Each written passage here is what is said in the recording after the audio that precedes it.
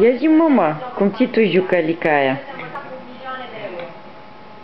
Nu scăpa. Așa. Ia ridic-o. Nu trage aia de la... Cristi! Ce faci, mămica? Ridici jucăria? O bagi la guriță, repede?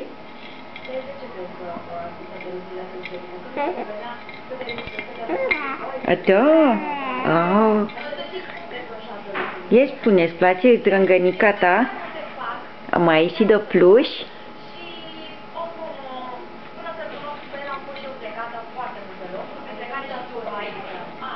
Tuti, ce faci?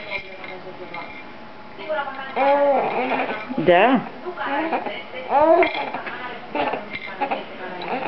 Haide, zdrângănește-o. Nu trage, babetică. Că te uiți pe costum de tot, ne schimbăm de 3 ori pe zi. Da. Si.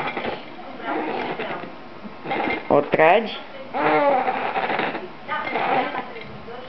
Ce faci, nechezi?